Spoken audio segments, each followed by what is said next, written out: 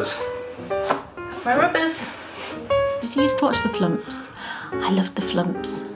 The queen of all words, moist. The king of all words, plinth. Imagine a moist plinth. 80% merino, 15 nylon, 5% stellina. Does that make 100? I think it does, doesn't it? Oh, that rhymed. I know. Isn't that marvellous? Did you do that on purpose? I didn't. Oh. It just happened.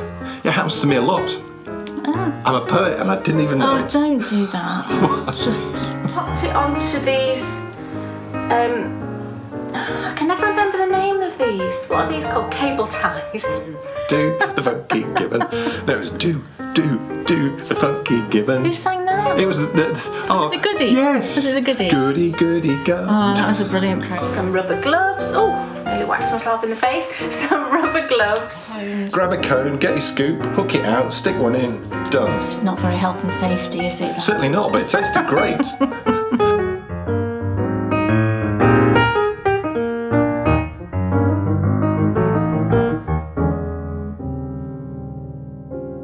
Welcome, everybody, to the Bakery Bears video show featuring my favourite colourways. Yay! And can you believe it? Well, actually, you wouldn't believe it today, but spring is in the air. I know, it's not very spring-like today. It's really sort of mizzly. Now, we know that spring is in the air because I'm seeing daffodils. Yeah, crocuses. Crocuses, lots of snowdrops. Snowdrops, Ooh. Tons of snowdrops. Aren't they? Do you know what? They remind me of when I was young. Do they? They do. And the reason is, we used to live near a wood. And Oh yeah, they love a wood.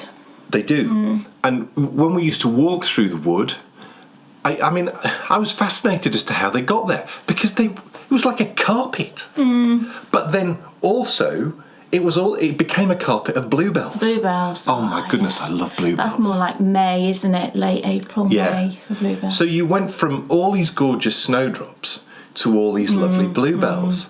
I mean, just stunning. Yeah, I love woodland flowers. They're lovely, aren't you? You get primroses as well, I think. Do you? In woodlands. Yeah, Right. I think so. Are those the flowers that are on the primula cheese spread thingies? Well, they're primulas. Oh. I think... So primula's a flower. I'm so stupid. I'm sure a primula's a flower. It is a flower. I think primulas are sort of got a taller stem, Right. I think, and primroses are more kind of low to the ground. I'm not an expert, I'm probably totally wrong, but they're a similar looking flower, but... As spring is in the air, it means that Easter is also just around the corner. It really is, isn't it? It's early this year. It is. Right at the very beginning of April, isn't it? Well, Yeah. to celebrate this wonderful sort of change of season, Kay's only gone and recorded a rather special My Favourite Colourways just for us to celebrate all the wonderful colours which appear at this time of year. Yeah, that rhymed. I know. Isn't that marvellous? Did you do that on purpose? I didn't. It just happened. It happens to me a lot. I'm a poet and I didn't even know it. Don't do that. That's just... Now then, there is something that I always look forward to at Easter. I'm trying to think. Oh, I can't believe it. It's chocolate, of course. Oh, chocolate. I'm going to say because you wouldn't eat hot crust buns, I don't think, this year, would you? Not anymore. And you wouldn't have the Betty's. You like those Easter cakes? Which one was it you weren't bothered about? Was it the Advent cake? Yeah, it was rubbish. Oh, right. Betty's Oh, my tea goodness. shop. They Hold me. You've reminded me. I've forgotten about it. They do a version of a Fat Rascal that's seasonal. They do an Advent cake at Christmas. That's rubbish. That's kind of rubbish. It's rubbish, that It's one. like got cinnamon and flavours like that in it. And then they do a simnel cake. You are marvellous. And it has marzipan in the middle. Doesn't it? No, I think it has it mixed through. Oh, it's mixed, like it's all the way chunks of through. marzipan, is it? There's no chunks of marzipan. But because they're probably you can melted. taste it. They probably put little chunks of marzipan in it, but they would melt a bit in the cooking. Yeah. Yeah. I mean... And you like that one? Oh, we'll have to go to Betty's because you can... I had forgotten. Yeah, I mean, the shops are not open until mid-April here, but I know that Betty's, I think, is open for, you can take away. So I think their bakery bit is open. Oh, I hope so. And I'll tell you for why.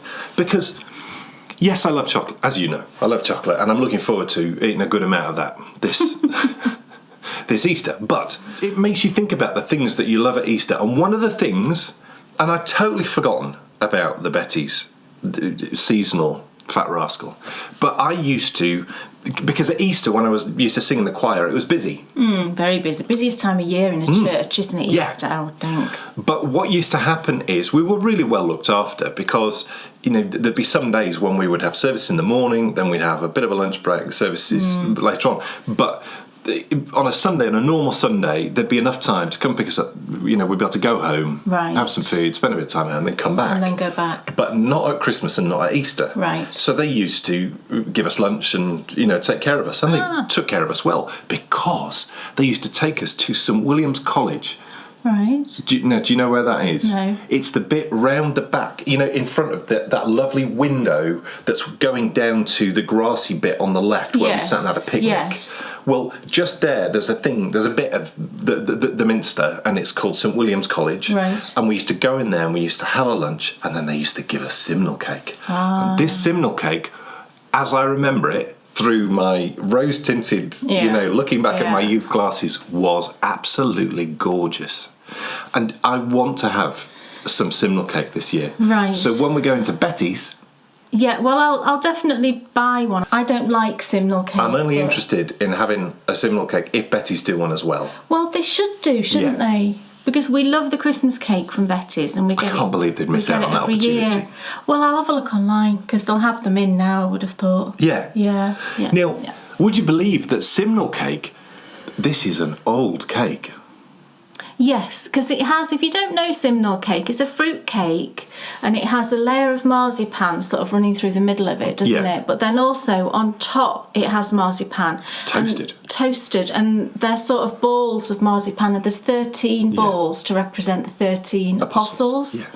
So that's where it all comes from, really. Well, there's references in history books back to 1226 for simnel cake. Right. But that reference from 1226, it sort of hints at it being a much older cake than that. Right. And if you look at the word simnel, it's very similar to the Latin similla. Right. And similla means fine flour. Oh. Is that where semolina comes from? That's also where semolina comes from. Wow. But when you consider what was going on in this country after the Romans left and how we kept a lot of their words sort of from 350, 400 AD onwards, I think there's a high probability that the word simnel comes from similla. So there's a good chance that perhaps it was being made in 400, 500 AD. Right. Marvellous. Wow. Well, I don't care how old it is. It still tastes lovely. You just want some. I just want some. Because I think it does sort of remind you, because it's a weird year this year, isn't it? It's fair to say it's a weird year. I didn't notice anything different. It always seemed to me to be this sort of lovely sort of hark back to Christmas. Just sort of give you a little bit of a reminder. I don't remember ever having simnel cake at Easter. I don't think we ever had it. When have you had it then? I think I've probably tried some in later years, but I'm just not keen.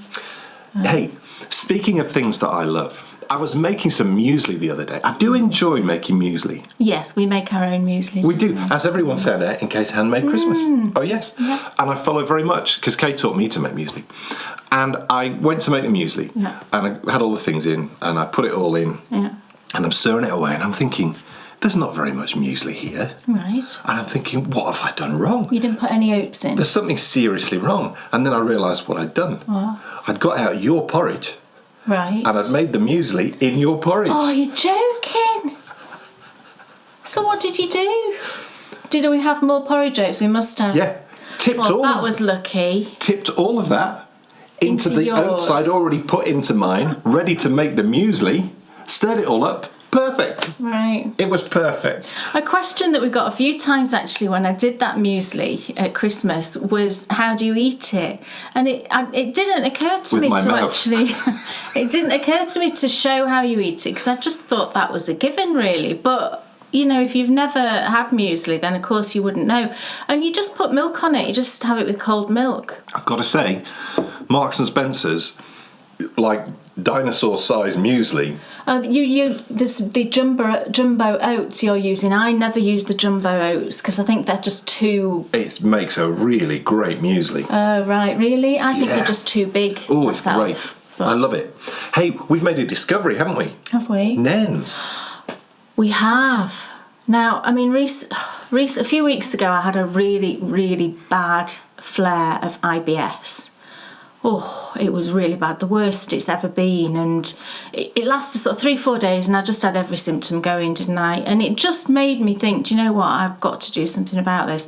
So we've just completely changed our diet, haven't we? Yeah. We've both done it, and I just thought, right, I'm just going to cut out everything that I know is a problem for me. So I stopped eating wheat and no processed foods, nothing fatty, just having a really simple and plain diet. But as part of that, I went sort of looking for things that were gluten-free. I discovered a company called Nairns.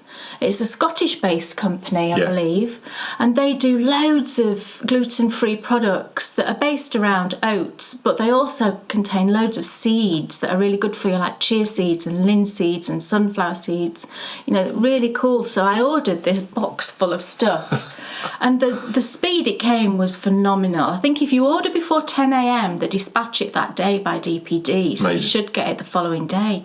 So I got this big box, and everything in it has been amazing. Yeah. I ordered like crackers and oat cakes, for having like with your lunch. With, I put on things like, ham and some coleslaw sometimes, some homemade pickles, some cucumber, some goat's tomatoes. cheese and some figs. No, I don't like goat's cheese.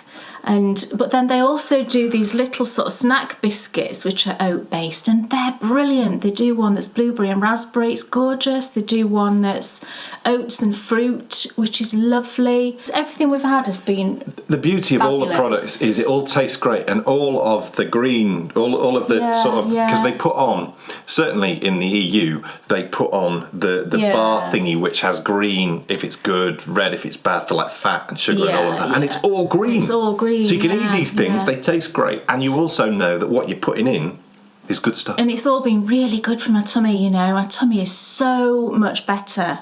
I can't, it's like night and day, honestly. And when you've had tummy problems like that, I'm definitely keeping it up. And for things like puddings, I've gone back a lot actually to my Slimming World days. I did Slimming World about 15 years ago probably now, and lost loads of weight, and I've just gone back to the things that I used to eat then, because that's an incredibly low fat diet. And I've been making jellies and putting tinned fruit into it and having it with like a bio yogurt. Perfect. Brilliant. It's absolutely brilliant. Perfect. So it's all been great, but we've got another order coming today, and in there I spotted on the website they do oat muesli. Ooh. So and you ordered some? I've ordered a bag of that. So you had told me. But... Yeah, so because quite often a lot of muesli has wheat flakes in it. They had coconut biscuits. Oh, are they coming? They're coming today. I nearly passed out with excitement when I saw that there was coconut biscuits that were gluten-free. I love anything coconut. To be fair, these ones are coconut with chia seeds. Oh, I'm so excited. The best ice cream ever is proper, really good coconut ice cream. You can very rarely find when you get it. Well, I know that Wall's Cart Door used to do coconut ice cream. I didn't rate it personally. I liked it just because it was coconut, but they stopped doing it ages ago. I can't remember ever seeing now a coconut ice cream. Well, when I used to go on holiday to Spain, a man used to walk down the beach. He used to carry with him. Literally, it was a cool box, and it was full of ice cream. And he had coconut. It was coconut ice cream. That's all it was. Oh. There was no other. Gosh. So you would say, yeah, I'll have one. And on one side, there'd be dangling all the cones. Grab a cone, get your scoop, hook it out, stick one in. Done. It's not very health and safety, is it? Certainly not, but it tasted great. And if you were really lucky... I'm sure it wouldn't be allowed these days. If you were really lucky and Mum and Dad were feeling flush, they'd get you a coconut. And that was always really exciting, because it was like because the beach was quite full, and then it was quite a scene, because he would like smash it open in a very sort of flamboyant way to try and attract attention so more people would want one. And then he'd pour it out for you, drink it. Coconut. He'd slice it up, you'd eat it. It was gorgeous. Yeah. Look. Love it. Love coconut. Before our tummies start to rumble, I know. I think it's time that we found out, Kay Jones, what's on your needles in your lovely Star Wars bag. I know. I've got 2 new things today. That's amazing. And 1 not far Where away. did that bag come from? I've had this bag for years. Yeah. This bag was, I think, the very first project bag I ever bought. Wow. And it was by, do you remember, I don't even know if she still makes them. It was called Tangerine Designs. Right. And I bought this, I got it from America, I remember. But yeah, look, Star Wars. And I use it regularly whenever I'm making socks for Dan. Right. And I'm particularly using it this time because these do have a Star Wars theme. Oh, wow. I know what they are. You know about these? Yeah, I forgot, but now I've caught up.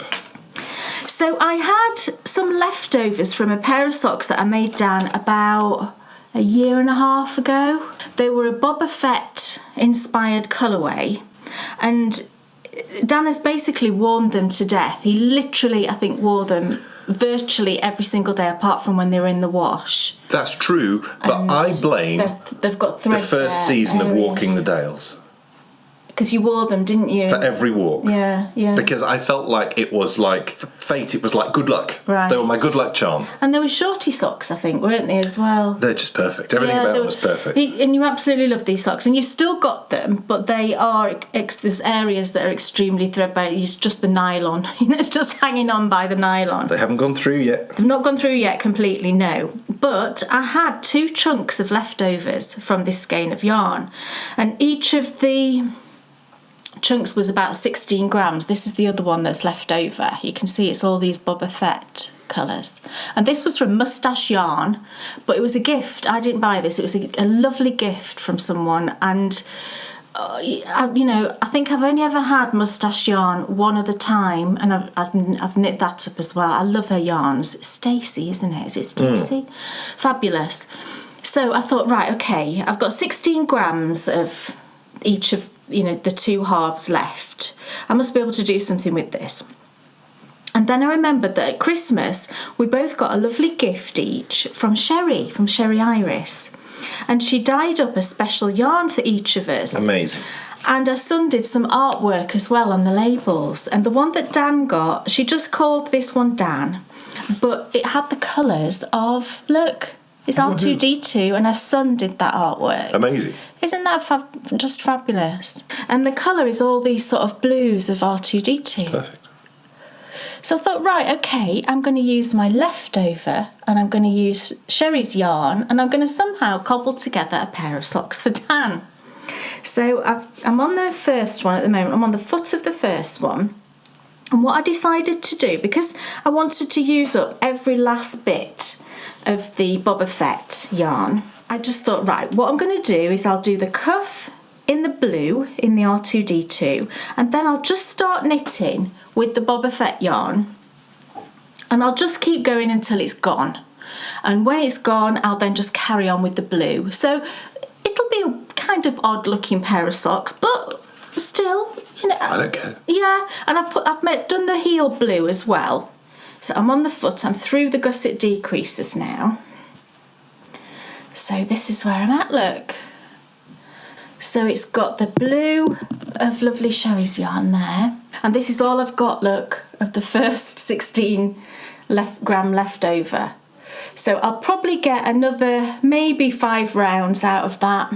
But I think that's actually a nice chunk, isn't it? Yeah. You can definitely see all of the colours, and it's worked through a full repeat of the colours. It looks like a droid that's been put together with all like it does parts a bit, doesn't from it? like yeah. Yeah, it does a bit. So then when I finish this, I'll just carry on the rest of the sock, and it'll be in the R2-D2 blue. But it's the same sock base, it's 75-25, so that all works. It's really fun, and I love that you're going to have another pair of socks that I'm sure you'll really like. I've used exactly the same recipe that I used for the other one. So this is a shorty sock. I think I just did 2 more rounds on the leg of this. The only difference between the 2 socks is the other ones were ribbed.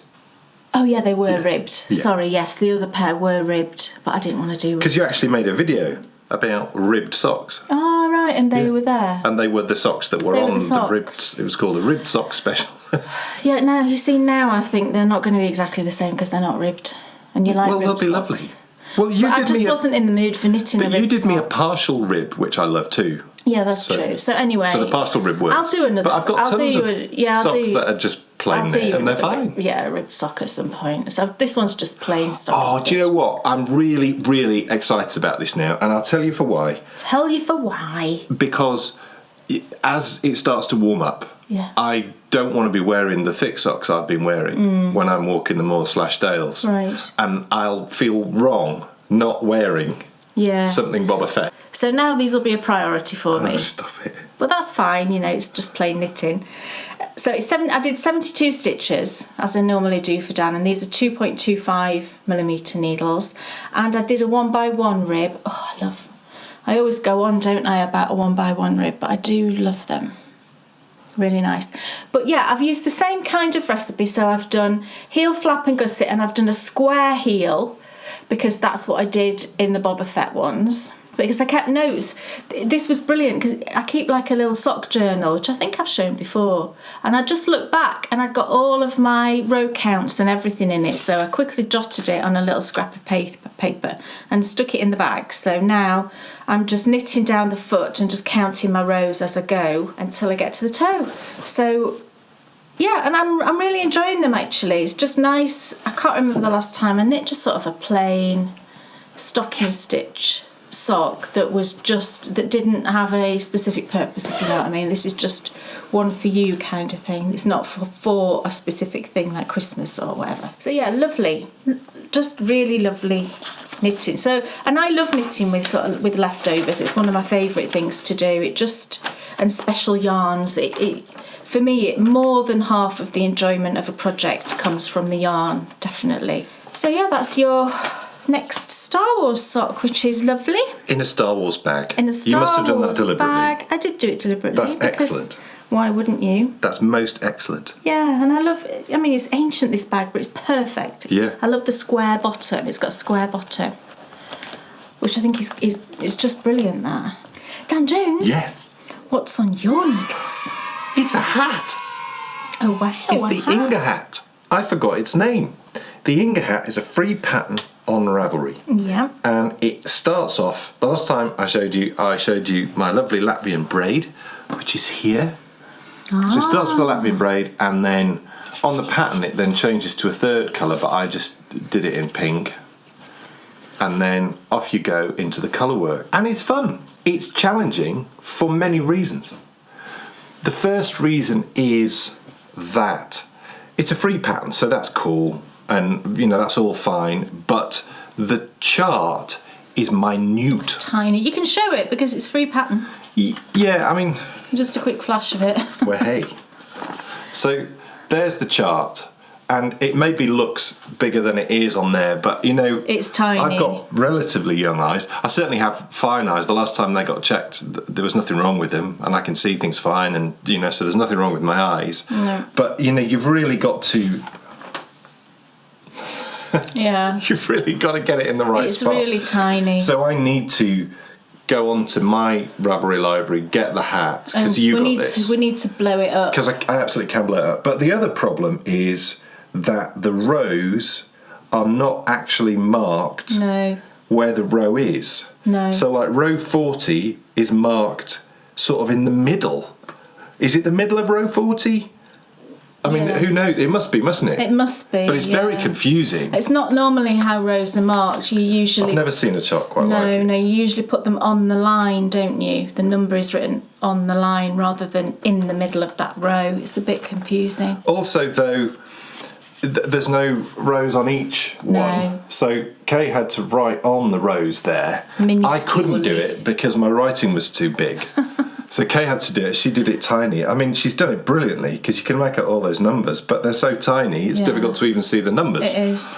So that's made it a challenge. The other thing that makes it a challenge, a positive challenge, is the repeat length is 40 stitches.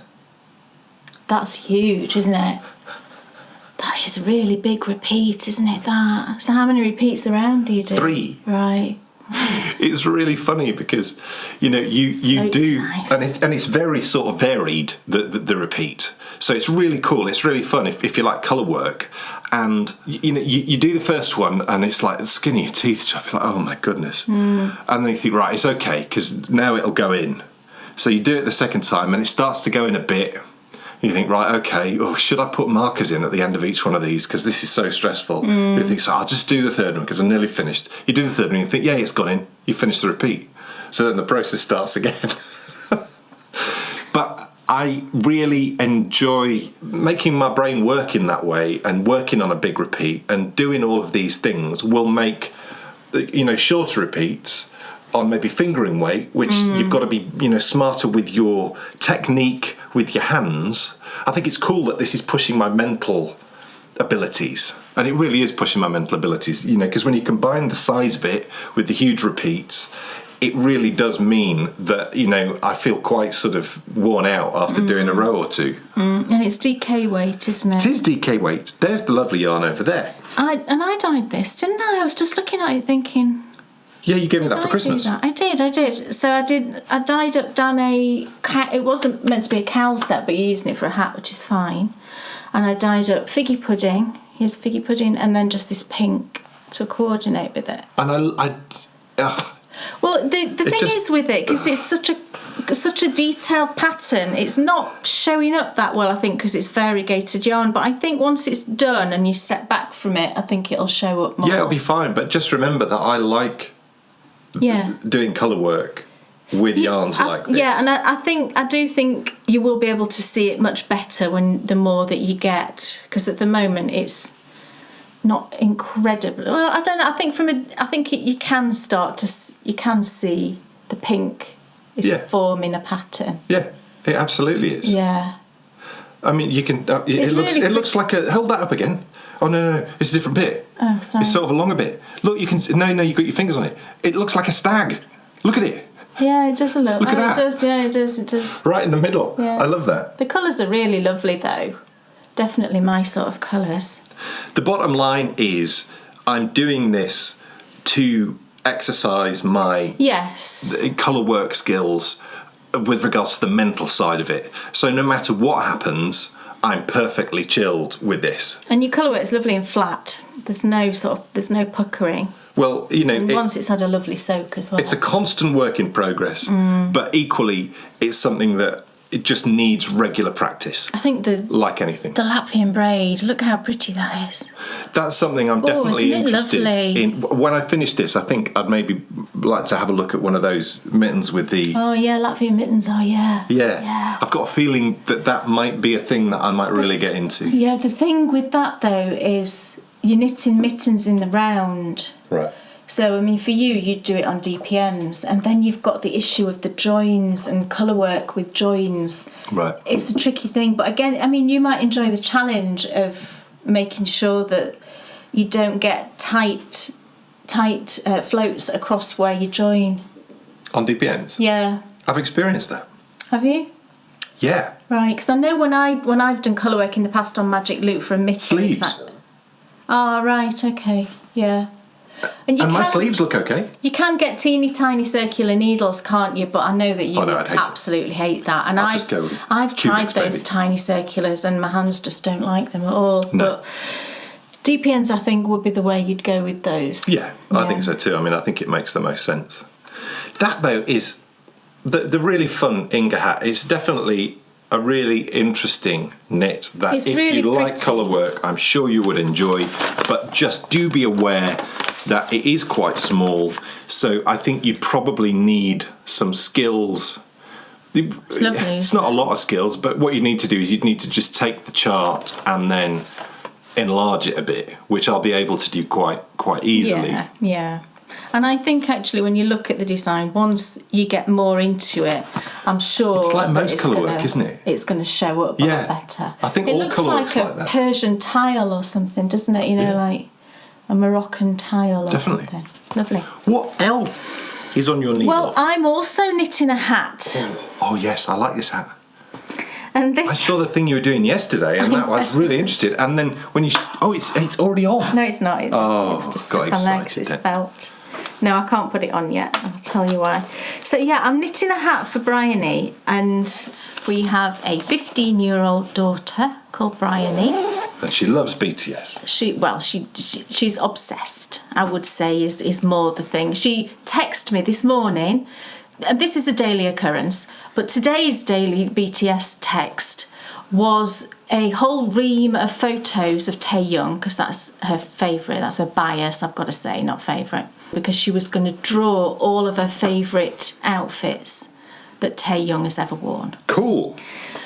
So, keeping in the Taehyung theme, he wore a hat on a photo. I don't know how long ago it was, but she showed me this hat, and it's always sort of stuck in my head. And it was just a plain 1x1 ribbed hat, and it was this bright pink. And I don't know what brand it was, but it had like this felt patch on it with this little face, and it's always stuck in my head.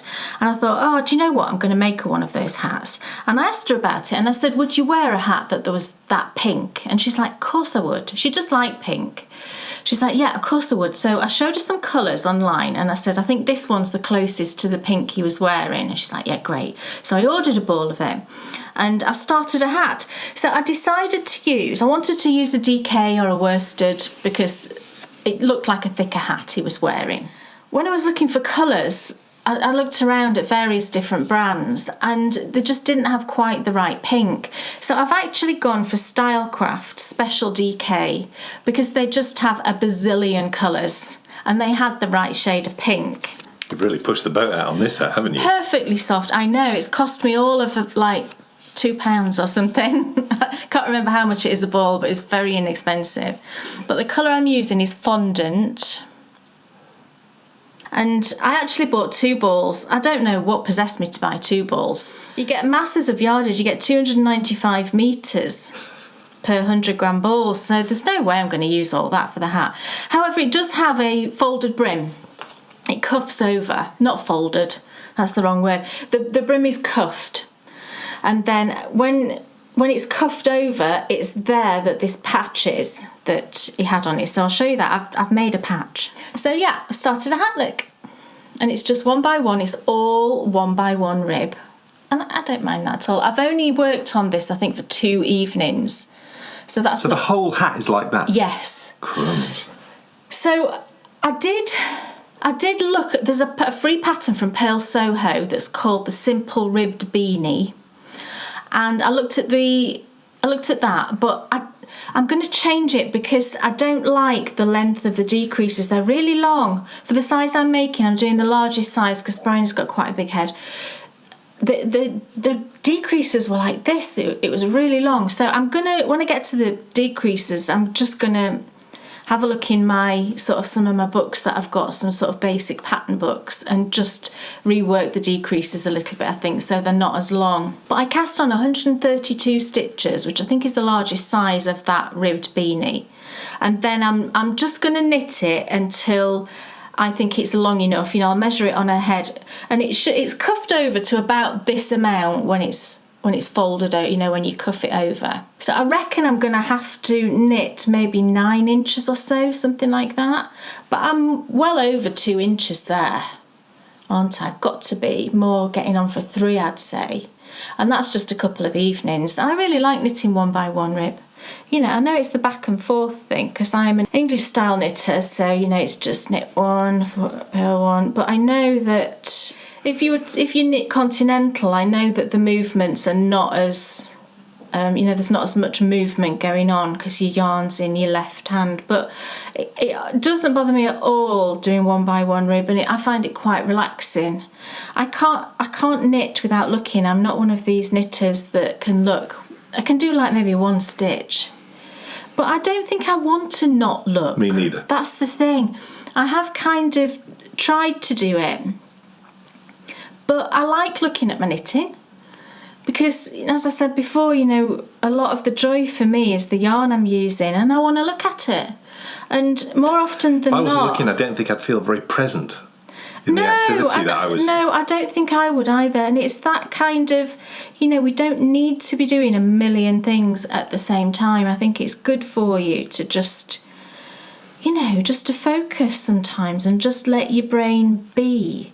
And something like this, where it's just that repetitive action, I think is just really good for your brain. So, and I really like knitting 1x1. I don't have a problem at all.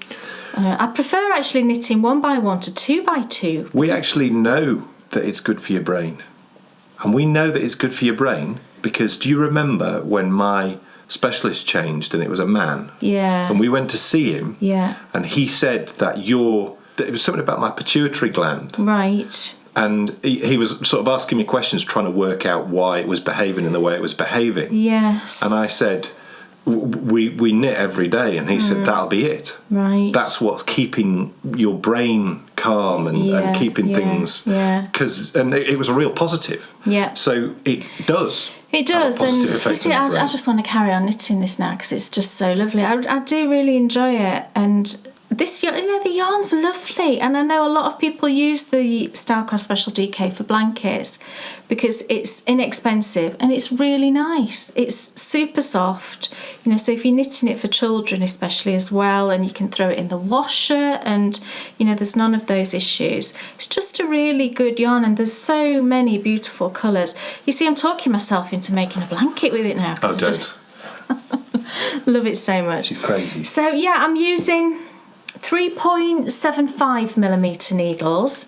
The yarn, I caked it up into because it comes in like a ginormous ball. But, to pull from one of those, it's a bit awkward, isn't it? Because you pull it and it sort of flies around everywhere. So I thought I'm just going to wind it into a cake. So I did that. It's a gorgeous colour, isn't it? And you can see the texture of this yarn. It's it's really nice. It's not splitty at all. Super soft. It's a nice plump DK. I was talking last time, I think, wasn't I, about sort of skinny DKs. But this one is a lovely plump DK, and the yarn Plump.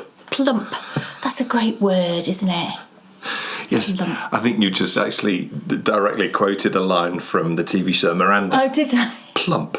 I love the word flump as well. Flumps. Did you used to watch the Flumps? I loved the Flumps. The queen of all words, moist. The king of all words, plinth. Imagine a moist plinth. Oh, lovely. So yeah, 3.75mm is what I'm using. The yarn ball band recommends 4mm for this yarn. And I know I've seen people crochet with it up to sort of 5mm. And it's totally fine. So I'm going to carry on knitting, but look, I've made the little patch. So this is kind of what it looked like. I've got a load of wool felt. I bought some wool felt to do some Christmas decorations, I think a year or two ago. Wool felt is gorgeous. You can get like acrylic felt, can't you? Which is much cheaper, but wool felt is beautiful. If you want to make some lovely hanging Christmas decorations and you want to use felt, I would recommend actually wool felt. It's much nicer than this sort of cheaper acrylic felt. But this was the closest colour I had. The hat actually, the colour of the little patch was very close to the hat colour, but this was the closest I had, and Bryony approved it. So what happens is that gets sewn on. So look, how cute is that? I've no idea what brand this is. I mean, if anybody knows, then do comment and let us know. My embroidery skills are really fairly terrible. Don't look too closely. But I think from a distance it's okay, isn't it? And Bryony thought it was cool. It's cool. So that just gets sewn on, and I need an embroidery colour, an embroidery thread the same colour as the felt. So I'll need to find that when we get to that point. But I think it's going to be really cute. Yeah, I love it. Yeah.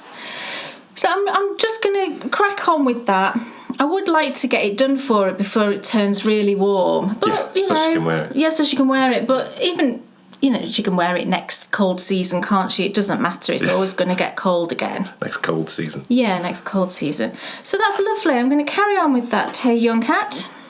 So, ladies and gentlemen, I've dropped down a needle size. Is that what they say? Yeah, it's a small... Well, it's not a whole size. It's a quarter, isn't it? I went from 2.75 to 2.5. That's the whole needle size. Wow, I didn't know that. It's not, 1mm is not the difference between one needle size and another. Okay. Learning things all the time. Jenny, I didn't know that. So I've dropped down a needle size with my sock knitting. You have. And, I'm progressing. You were concerned. You are. You were concerned about this. You were. Why was I concerned? About how I would, cope with the smaller needles. And, yes. Well, it's definitely harder. Yeah. But I like it. And it's way better.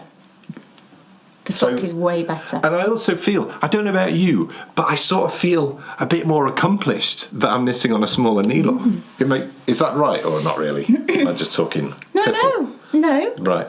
Everybody knits differently, don't they? But generally, I think for socks, most people use between 2mm and 2.5mm. 2mm.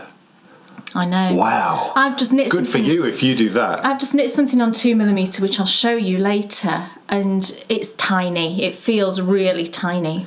Well, what I've done with this project is, and I perhaps should have thought about this before we just went ahead and did it, but not only have I dropped down a needle size, which is making it more challenging, but I'm also knitting, for me, what is the most engaging and challenging sock pattern I've ever knitted. But I'll tell you something, it's the most beautiful thing I've ever knitted. Aww. The skills might not be brilliant yet, Thank you very but that's because I'm knitting, for the first time ever in my life, no rest rows on lace. So it's... No, that's right. It's constant lace knitting, and that's a whole new thing for me, and I've got to say I like it. I just think it creates something a lot more delicate looking, yes, and a lot more feminine. Yeah. And listen to me, I need to go out and do something masculine. You need to go and... Do you know what? I don't... dig a hole in the garden or something. I'm not going to do that because I'm happy. I don't care. I enjoy knitting lace. I need to go into the lumberjack song. Look at this. It's the flurry sock. Flurry. Yes. Yes. Flurry. It's not socks. Flurry. It's just called... The sock pattern is just called Flurry. What I love about But they this... are socks. The winner for me, as so many of you will know, is, complex, textured. Yeah. If I had just textured, I'd be bored. No. Are we With this- repeating everything twice now? Yeah, well- Because you even said no. I know. Oh. Because you've got this here, this is like, it's like lovely. It's like, oh, lovely, not straight knitting, bit of something. And then, challenging again. I do find it, very engaging, and I really do have to think about what I'm doing, but I feel like I'm learning so much. The other question is, how long do I need to go on this leg? I've just started another repeat. Oh, right. I would finish that repeat and then that'll be good. Are you sure? Yes. Okie dokie. See what the pattern says for where you finish on the repeat. I can't remember double at check. this stage, but yeah, it's lovely. Shall I hold it up? Or? Do. Oh, I'm doing it again. The yarn. The yarn. That made me is, think of the Funky Gibbon then. Do the Funky Gibbon. No, it was do the Funky Gibbon. Who sang that? It was the Goodies? Yes. Was it the Goodies? Goody God. Oh, that was a brilliant programme. Oh, I love wasn't them it, the so Goodies? much. They were all brilliant. They were all brilliant. Bill Oddie was great. Yeah. Tim Brooke-Taylor was superb. But do you know what? I think Graham Garden was the one who made me laugh the most. Yeah. Because of his massive sideburns. Yeah, he did, didn't he? And also, he had just the stupidest It must have been impressions. the 70s, was it? Yeah. Oh, I love that programme. I did too. Because I'm sure they did a Mickey take once of the banana splits. Yeah. Yeah. I think they did too. And it was brilliant. I used to love the banana splits as well. They were weird, weren't they? Well, we've spoken about this before. What were they all about? We've spoken about this before. It's like terrifying. It is. And I'm sure someone's made a bad movie. Oh, really? A scary horror movie. Well, you can believe that, can't you? Because they were terrifying. It's like clowns. Yeah. Oh, don't do clowns. No. But the colourway is stupendous. It's lovely. It's the Cinderella This is the Cinderella colourway, and I have had quite a few people say to me, oh, please show how to dye this colourway up on my favourite colourways. And I can do that, but the problem is it's a tonal, so it doesn't take up a huge amount of time to actually show you how to do it. So what I might do is wait until I've got maybe 2 tonals to show you, so I can do 2 or something like that. But yeah, it is a lovely shade. It's a gorgeous shade of blue. I think there's 2 shades of blue in it, I seem to remember. Cool. That I used. But yeah, the flurry's got this gorgeous lace down the front and then just like a little pearl stitch texture all around the rest of the leg. So the dropping down needle size experiment is working well. Yeah, it looks really good. Meaning I have to concentrate a bit harder, but I know once I get through these socks, and after knitting these socks, which are quite a challenge, all the socks that come after will feel an awful lot easier. Yeah, cool. I mean, it looks really good, and your gauge looks good. Cool. I would say your gauge is probably about 8 stitches. Perfect. To the inch, which is perfect. Cool. Yeah. What else is on your lovely needles? Well, the last thing I've got to show you is something I've been working on since Christmas. Oh. And it is an Advent project, but I'm getting close to the end now. I've been working on this every single day, and I'm still not finished. And it's March, but that's all right, because we're getting close now. So this is the scarf that I'm knitting that's using the yarn that I dyed up as an Advent calendar for myself this Christmas, and they were all BTS themed. And I'm knitting it in a tube, and it's now, look how lovely it looks all rolled up. Isn't that fun? Oh, look, it's really cool. You've actually got a tutorial coming out this month. Yeah. Which you talk through the recipe for how you go about creating this, but we Yes. also link all the skills, so like the cast on, the cast off, one or two other things, the magic knot. I'm not magic knotting. I know you're not, but you mentioned it within it. Right, okay. And so all the skills that you sort of spoke about, we linked within that. That's coming later this month. Cool. So I mean, that's the sort of whole thing now. Isn't it lovely? I'm really happy with it. And if I put it around my neck, you'll be able to see how long it is. It only needs... I'm measuring it against her other two scarves that I've knitted before, just so I know I get the right length. But I'm not far off, really. I mean, look, it's down to there. And I know from experience with the other two I've made that it does stretch, you know, lengthwise. It does stretch out lengthwise, just with the weight, I think, of wearing it. So I think I've got about another 6 stripes to go. I'm almost finished the third repeat of all of the colours. There's 12 colours altogether. I've got one more colour after this yellow, and that'll be 3 full repeats. But I think it looks really cool. It's quite Doctor Who-ish, isn't it? But I like that it's all yarns that I dyed and all BTS themed. And so all I did for this, I got myself I think it's a 4.5mm 16-inch needle, and because I'm holding the yarn double, it's fingering weight yarn, but I'm holding it doubled, so it comes to about a sort of DK worsted. So I'm using 4.5mm, and I just cast on enough stitches to sort of fill that needle comfortably to, you know, to work in the round. And that ended up being 70 stitches. So I cast on 70 stitches and just started knitting. And I'm doing 10 rounds of each colour. And I'm knitting them in the... I'm pretty sure I'm knitting them in the order that I got them in the Advent calendar. Yeah, I am. I'm certain I'm doing that, actually. Because some of the placements, to be honest, I probably wouldn't have put them next to each other, but that's just how it's worked out. And, that, you know, actually it's all right, isn't it? So, yeah, 70 stitches, just knit in the round, knit, knit, knit. And then every 10 rounds, I'm cutting the yarn and I'm just starting a new one. I don't tend to like magic knotting when I'm knitting, for some reason, especially when it's stocking stitch. I think the knots do show. Garter stitch, you can kind of get away with it, but stocking stitch, I think they show too much.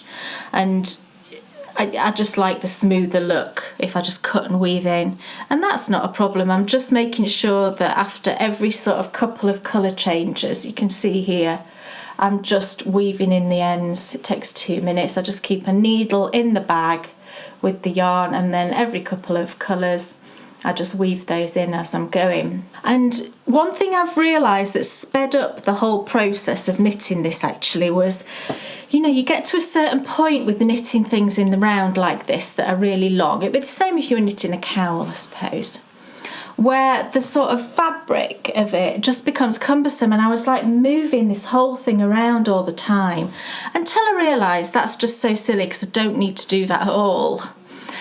So all that I do is I just, you know, I keep everything stays still. This whole thing just stays still, and I just knit, knit, knit, knit, and I can get virtually all the way around without, you know, having to move anything. Your knitting ends up sort of twisted like that, if you like. And it's at that point where you'd have to sort of move your whole scarf around. But then I realised I don't need to do that. All I need to do is just flip my knitting around, and I'm back to it being all in order, and I just carry on knitting. And it sped it up no end. And now I sort of get through the 12 rounds each evening without a problem. and it just makes it so much quicker. And I think that was what was kind of bugging me. I did once knit a cowl like this in the round, and I stopped knitting it because it was just annoying me. All of that fabric underneath, I kept having to move it around until I realised, I mean, I'm probably telling you all and you already all know this, but I hadn't quite twigged in my head. So maybe some of you out there won't have realised. Sorry, I'm distracted because the Rag and Bone Man's just appeared. You probably can't. We covered this on a recent episode. Not the Rag and Bone Man. The Rag and Bone Man. Oh, we can't do this again. He's a singer. Sorry. Oh, right. Okay. Sorry. Yeah. So yes, I'm about, like I said, I think I'm about 6 stripes away. 1, 2, 3, 4, 5. Yeah, maybe 6 or 7. I think I've got about 12 inches or so to go, something like that. I love how the stitches look. I love how the fabric looks. Yeah, I just think it looks great. The stitches look so even, and just everything about it looks like lovely. Right. It's like shop bought, like. Thank you very much. Well, no, but that's a compliment, isn't it? Isn't it funny though when you say shop bought? Because to me though, it's a compliment, but also you could take it as an insult. Well, I would never take it as an insult. I certainly don't ever mean it as an insult. I wouldn't take that as an insult. Good. It means it looks professional. Yeah, absolutely. I think though, because so much of the knitted stuff that you see in shops, it can be just terrible.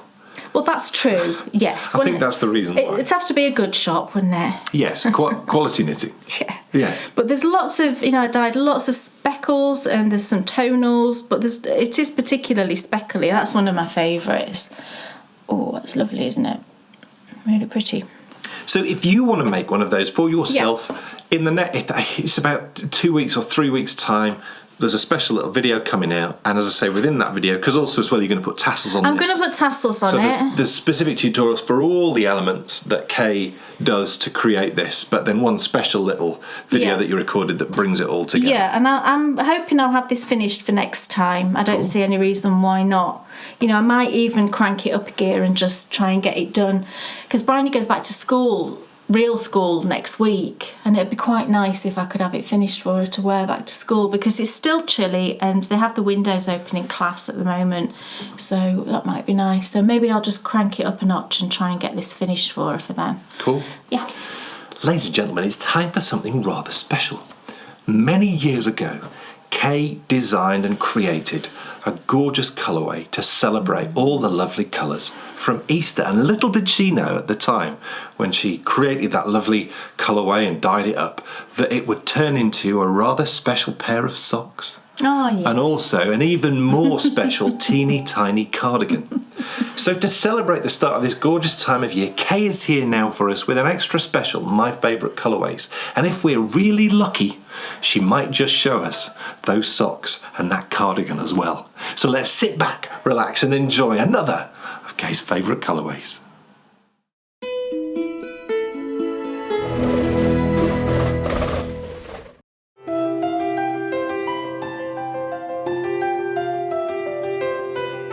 Over the last 6 years, I have created more colourways than I can remember.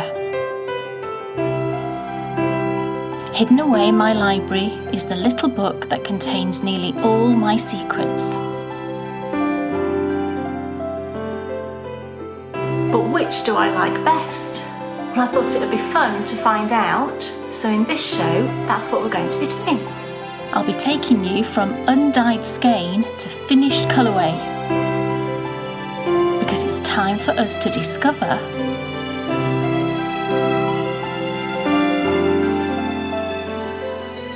Welcome everyone to another edition of My Favourite Colourways. Now today I'm dyeing up a very special colour, and when I was thinking about the colour that I wanted to do today, I was inspired really by the time of year. We're now into March, which means spring is just around the corner, thank goodness. And that just makes me think of, just that sort of lightness and just the joy of a little bit of warmth and a bit more sunshine, and the flowers are popping up, and it's just such a lovely time of year. I love spring. And of course, with spring, we get Easter.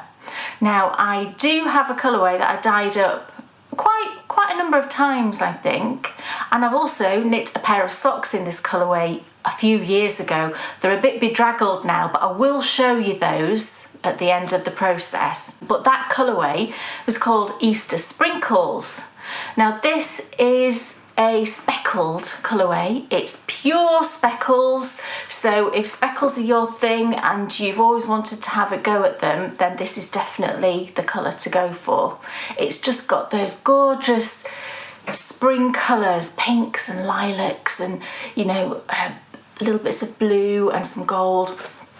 So it's just got that lovely feel of spring for me, and it reminds me also of the crocuses that you see popping up at this time of year.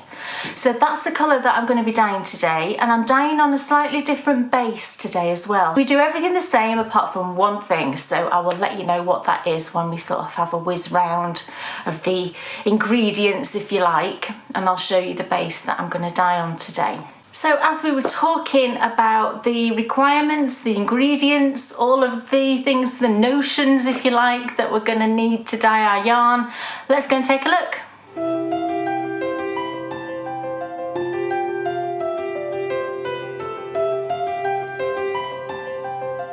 Okay, so what we're going to need to dye up our beautiful speckled yarn. So of course we're going to need some yarn. So today I've got 2 skeins of fingering weight yarn. Now this time it's got sparkle in it, it's got some stellina in it, and I'm pretty sure I haven't dyed before to show you a stellina yarn. Now this is I think it's 80, 15, 5. 80% merino, 15 nylon, 5% stellina. Does that make 100? I think it does, doesn't it? So it's got some stellina in, and this one's a gold stellina. Doesn't matter if it's gold or silver, or you can get bronze as well, I think. With a stellina yarn, you do have to do something just very slightly different, or certainly I do something very slightly different, and it involves the pre-soaking of the yarn. Because of the metal in the stellina, what happens is if you expose it for too long to the acid of the mordant, it can tarnish the stellina, it can stop it being quite so sparkly. So what I do is I just soak it initially in just plain warm water and let that have a good soak, so maybe half an hour. And then just for the last sort of 10 minutes maybe, I'll pop in the citric acid at that point and just let it have about 10 minutes with the citric acid. I want to basically minimise the amount of time that the yarn is in contact with the acid. So that's how I go about it. I do like it to have a bit of a pre-soak with the mordant in there, but I just do it for a short amount of time. And then we're going to put some, obviously, in the cooking water, in the pot, in the water as well. We will put the citric acid in there. But I just want to reduce that amount of time that it's exposed to the acid. So that's our lovely yarn. We've got 2 skeins, and I've popped it onto these lockable cable ties, so I've just looped them over the skein and they're ready to go.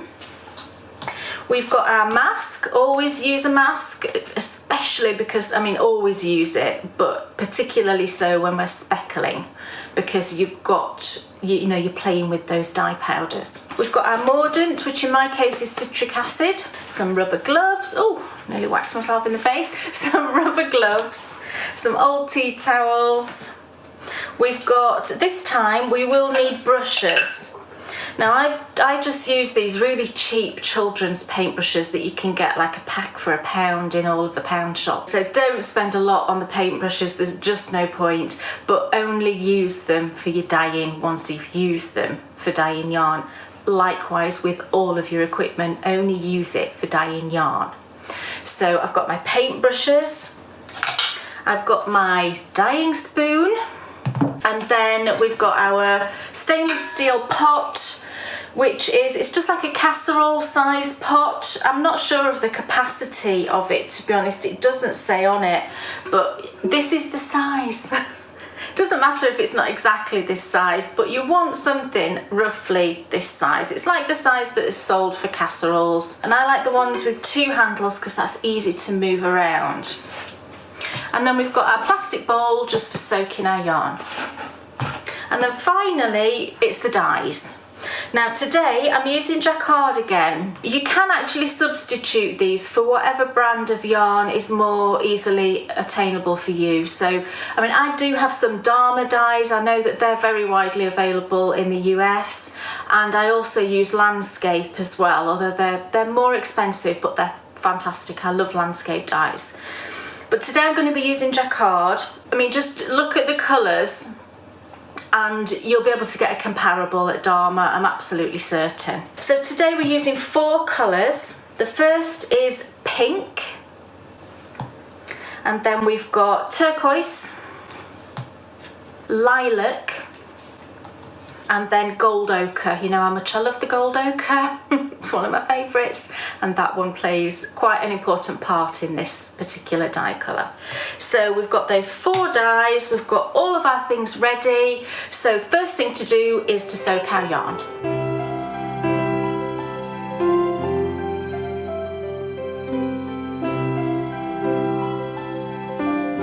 Okay, so in my bowl I've just got some plain warm water just from the tap. There's no citric acid in here at the moment. So I'm going to pop in my yarn. So just give it a little encourage down into the water. It'll go in nice and easily because that water is lovely and warm.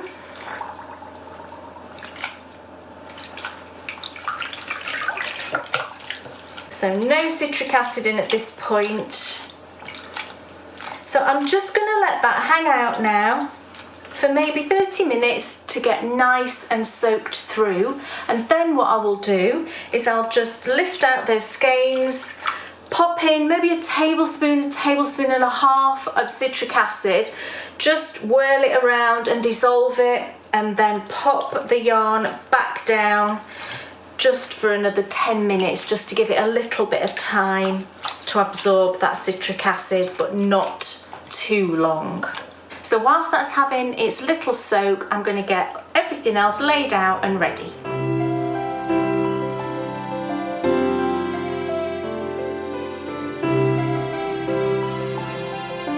Okay, so on my stove I've got the pot of water, and it's not got very much water in it. It's just about 2 pints I've put in there, and I've added in some citric acid, about a tablespoon and a half of citric acid, and that's dissolved in there, and it's just now heating up nicely. So I'm now going to grab my yarn and I'm going to pop it into the pot. So this has had about 10 minutes soaking with the citric acid in there. So I'm just going to squidge that out. And then I'm going to just loosen up the skeins as well before I pop them in. We don't want them all clumped together like that. And now I'm going to pop them in. As I drop them in, I'm just sort of moving the skein around the pot and just distributing it and exposing kind of different areas of each skein to the top of the water. Now you can see that you can just barely see little puddles of water, and that's just how we want it.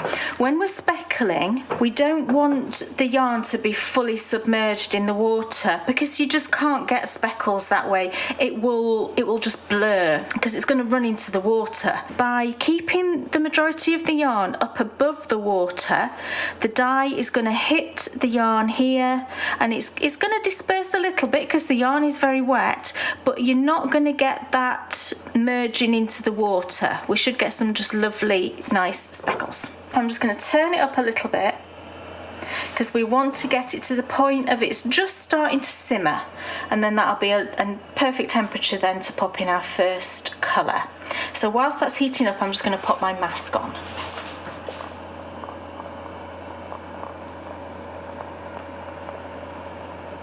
So that's now, you should be able to just see the yarn kind of moving a little bit. So that's coming up to a nice temperature. So I'm just going to knock it down a little bit. And it's time for our first colour. So we're starting with pink. So we've got pink number 608 in jacquard, and what I've done is I've lined them all up here in the order that I'm going to be putting them into our yarn, just so that I don't have to think too much as I'm going through the process. And I've got a different brush for each colour, because we don't want to transfer dyes. You know, if I was to use the same brush and then pop it into the lilac, I'm going to, first of all, I'm going to put pink into the pot of lilac, and there's going to be pink left over on it.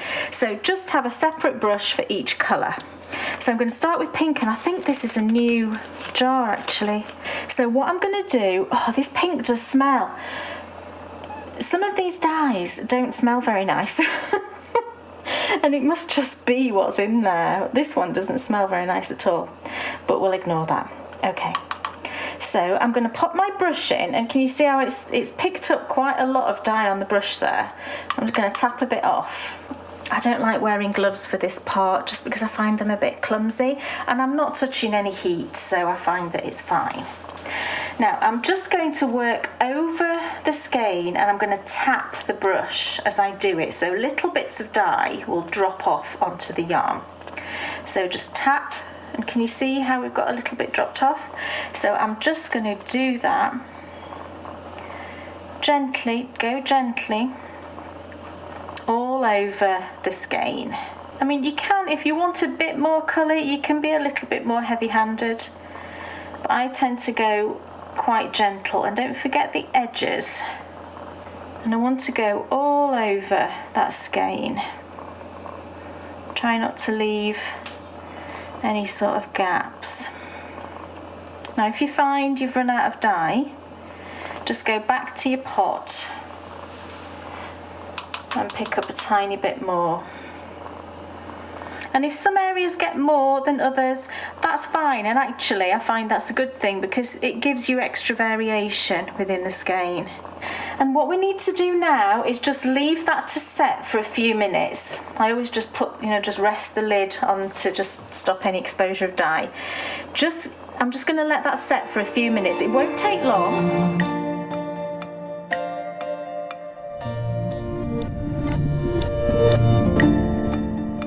Okay, so that's had just about 3 or 4 minutes, and then I just give it a little test. And the way I test that it's set is if you just choose a little area and then just use your big spoon and pop it down like that. You can see that there's no change to those speckles, and they're set. So we can now move the skein and repeat. So I'm going to pop on my gloves. So I'm going to lift it up. See, it's nice and steamy. Now you can see at the moment we've got lovely speckles on this side, hardly anything on this side. So I'm just going to move the skeins a little bit, and this just adds to the sort of randomness of your speckles.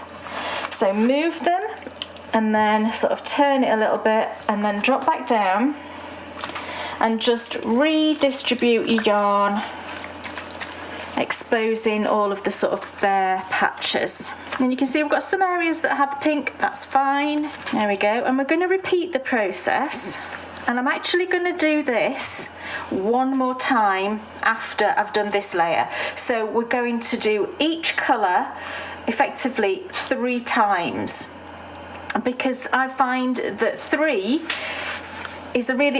seems to be a very good number really for lots of things, but I find that gives the best distribution of colour over the whole skein, and you're less likely to just have a huge patch that hasn't had any dye on at all. So grab some more pink on your brush and just repeat what we did before. So all over, I mean where you've already got some pink, just avoid those areas, that's fine. And just work your way around. I'm going to put a bit more dye on there. Just work your way around, drop in lovely speckles all over. And don't forget the edges.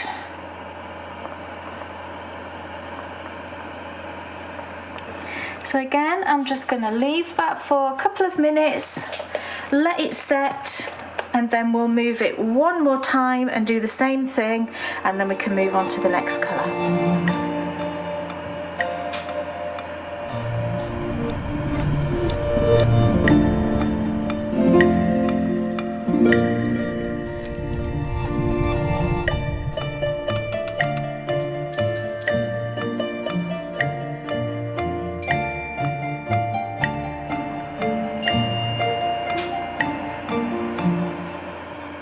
Right, so that's all of our 3 layers of pink that have gone in, and we're ready now for the next colour, which is lilac.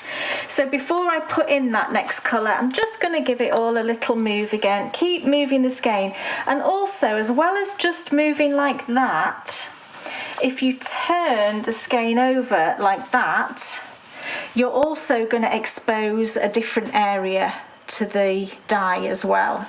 So that's that one moved, and then again move it like that, but then also turn it like that. So we're exposing more yarn. It all helps with maintaining the randomness of the colour distribution and stops any kind of pooling. So now we're just going to plop that back in as we have done previously, and now you can see we've got lots of pink all over the skein, and it's time now for the second colour, so it's time for some lilac. I tend to move the one I've finished out of the way just so there's no danger that you're going to go for the wrong pot. So we've got lilac now, and it's the same process. So just get some on your brush and speckle away.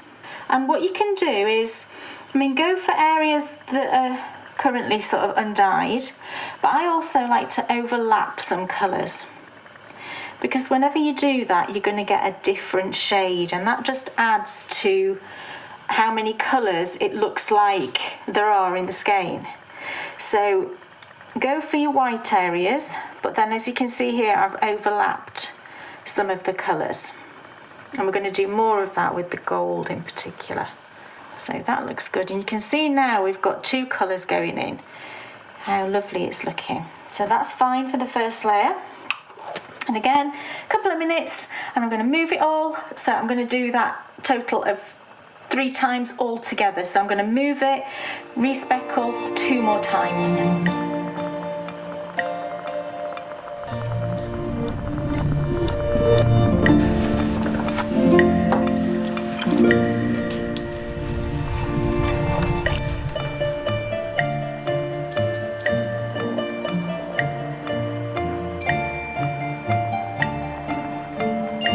Okay, so now this is the 3rd application of the lilac. So just move those skeins again and back down.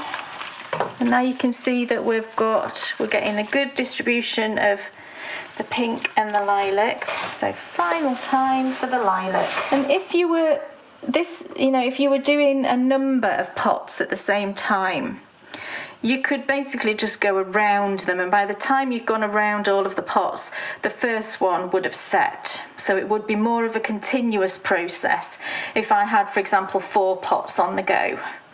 But because we've just got the 1 pot, you do just have to wait a couple of minutes for that layer to set, which is not a problem. And you will get some blurring, which, you can see this pink area here is more blurry than these speckles here, but that's just lovely. That's how I like that sort of difference, with teeny tiny speckles like just here, and then maybe more blurred areas. I really like that variation. I think we're good there for the lilac. Okay, so time for colour number 3. So again, I'm just going to lift up those skeins, move them around, and I've actually just switched my heat off because it had started to boil, and I don't want to boil the yarn, I just want to maintain that nice temperature. So I've switched it off for now, and I'll just pop it back on again in a few minutes just to maintain that temperature. I never want to boil my yarn, I don't like doing that at all. And it's a lovely delicate colourway, this one. But what's going to happen now, these 2 colours we've used so far are quite well behaved. They're quite sort of gentle colours, I think. They don't go crazy. Now, the next colour, which is turquoise, it can go a bit crazy, and it's a much more intense colour. So go careful with this. I always have to go quite steady with this because it can very quickly sort of overpower. So I always go for my sort of smallest paintbrush with this colour.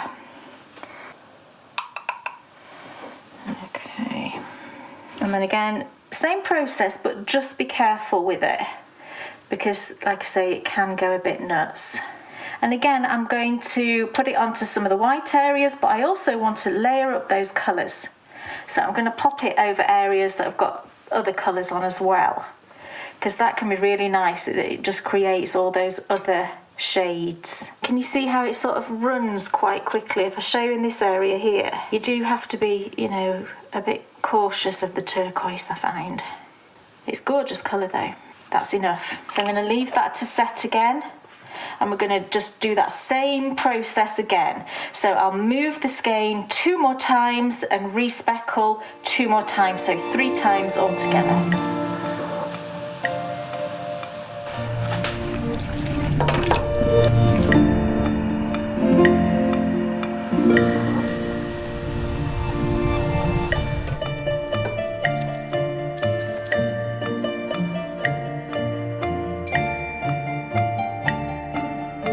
Okay, it's time for the final colour, and this is, as I've said before, it's time for the miraculous gold ochre.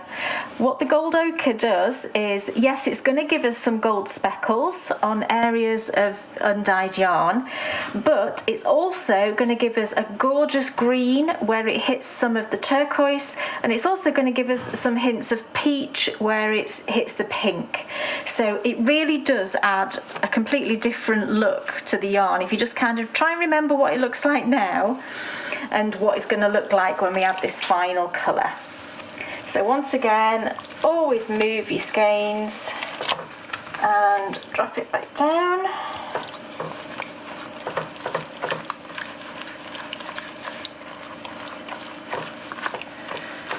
So we've got all of the colours showing there. We've got the blue, we've got the pink, and we've got the purple. So let's add the gold. Exactly the same process again. So in with the gold. So I've got some areas here, look, that are still undyed.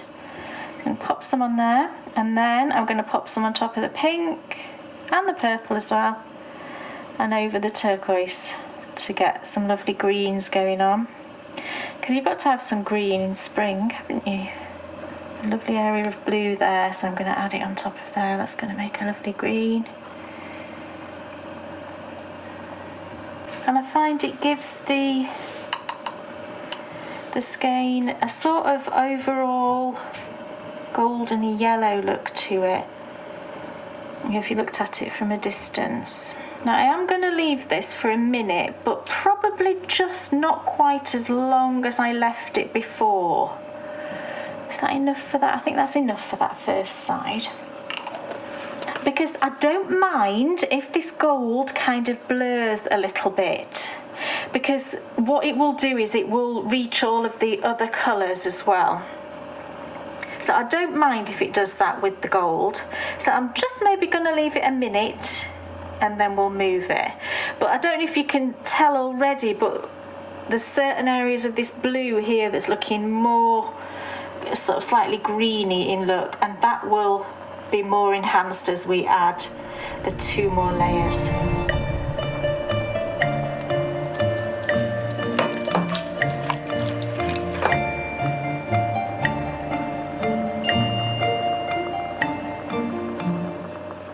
Okay, we're ready for the last turn now, and I've literally only given that gold maybe a minute, because I really don't mind if that sort of colours the sort of gives a sort of background colour.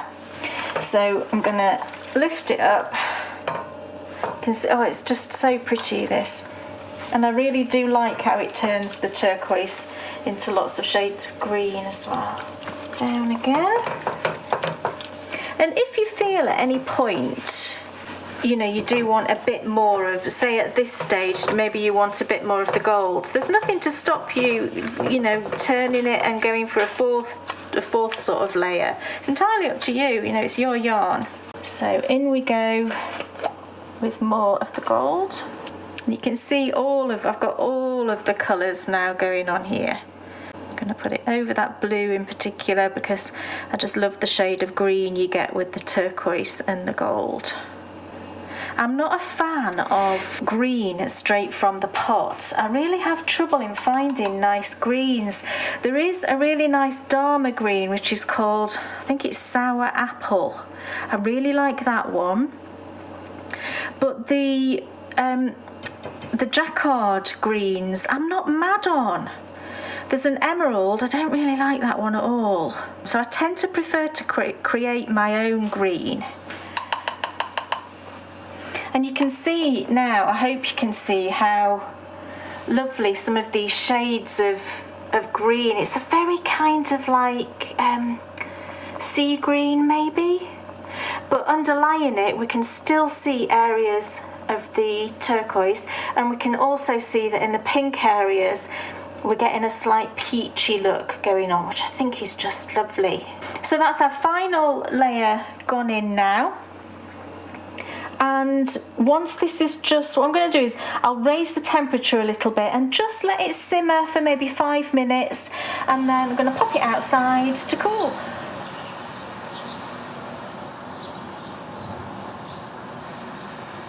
So there we go, our lovely Easter sprinkles is all lovely and finished, and it's now cooling in the pot outside.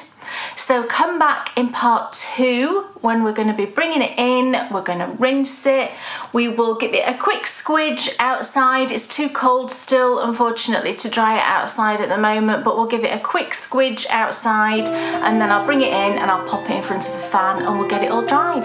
So I'll see you back soon.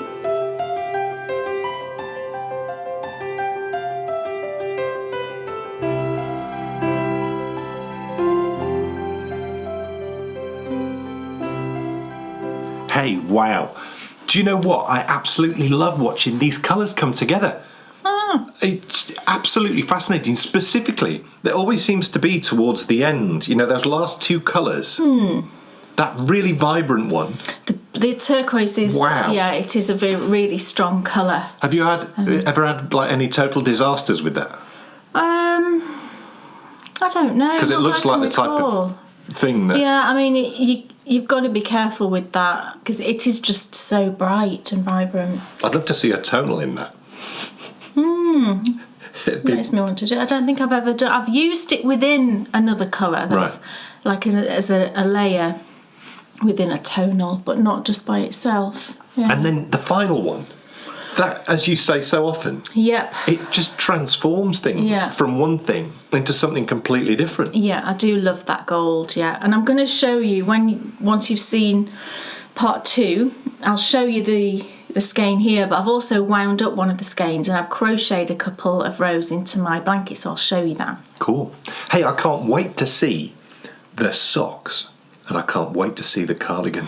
Oh yes, but that's all to come later on in the show in part 2, because now it's time for us to find out, and I'm very excited about this because we've been joined by a special guest. Oh yes. Kay Jones, what's off your needles? Oh, it's so cute. So yes, the first thing I've finished is the cutest thing in the world, I think. It's a long time since I've made a toy. I can't remember the last time I knit sort of a softie or a toy or anything like that. And I saw a pattern recently that just grabbed me, and I thought, I've just got to go and make one of those. And actually, in the end, it only took me a couple of days. And it was a new little bunny pattern by lovely Helena Murray, and the pattern is called Bebe. Bebe Bunny. I just love saying it so much. Oh, there she is. Oh, she's so cute. The pattern is knit using a worsted weight. However, the thing that grabbed me the most was I saw a version that Helena had knit up in fingering weight. It was adorable little tiny cuteness of a bunny. I thought, oh, I've got to do that. I've got to totally copy it. So yes, paid for pattern, but absolutely worth every penny. It's beautifully written. I knit it exactly to pattern. Didn't have a single issue. It just flowed straight through it. Easy to follow. Wonderful. It's all knit in the round, and there's only the teeniest bit of seaming to do right at the very end, just between the legs. Other than that, everything is knit in the round, and you add on the ears and the arms as you go, so they're knit on. So there's no need to worry if you don't like seaming. It's, you know, it's a dead simple thing to do, and there's photographs in there showing you exactly how you do that, how you knit them on. Really easy to follow. So I knit mine using some fingering weight yarn, and Bryony wanted her bunny to be pink. I went into my stash and I found this yarn, which was a gift from a lovely lady in Australia. And it's an Australian yarn, and it's by a company called Dying to Knit. It was a 50 gram skein, and it's called In the Pink. And I've used, I mean, that's what I've got left over of 50 grams. I haven't weighed it, but I'm guessing it's somewhere between 10 and 20 grams that I've used. I would estimate that. I think I must have 30 grams there at least. And here's my little baby. Look. Oh, look how cute she is. Oh, no. I'm so sorry, little bunny. I almost dropped you. It's your ears are weighing you down. They're so enormous. Look how cute she is. Look at her ears. Oh, and yeah, she has a little bunny tail. Look, can you see? And that little bunny tail is a bobble. You knit it on as you go. So again, there's no seaming, no picking up of stitches. Brilliant. Just perfect. I love her ears. The funniest thing is when you sort of hold her ears up like that.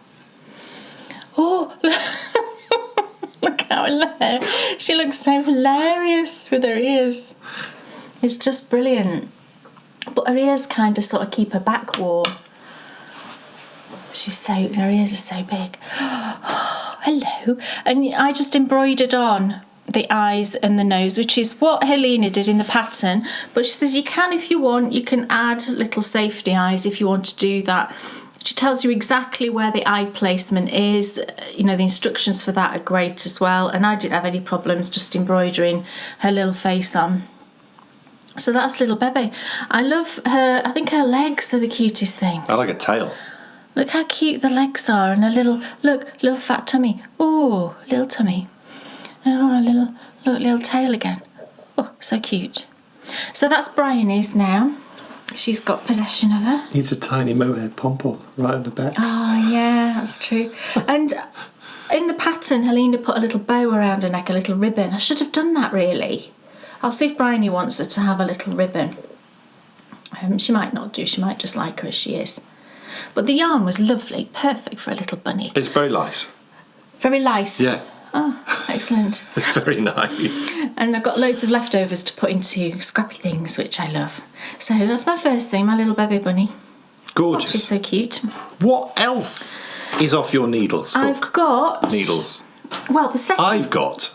Oh, the second thing is something Dan knit, and I have shown these before, but... What's off my needles? Well, I shall tell you. The pattern has now been released to our lovely patrons. These are the Sherwood socks. They were a very special pattern because Kay designed them just for me. I did. And so we didn't just want to, because so many people contacted us to say, oh, you know, would you release them? Which was just so lovely. But because it was a very personal pattern for me, and they do feel very personal to me, we didn't just want to release them. No. We wanted to do something a little bit more special with them, just so they've become part of the Platinum collection. Yes. And that is, of course, every year Kay designs 4 special designs that come out at the start of each season. Yeah. And they are free to our Gold and Platinum patrons in the year that they're released. Yes. The previous year's collections, and there's loads now. I think there's quite a lot now.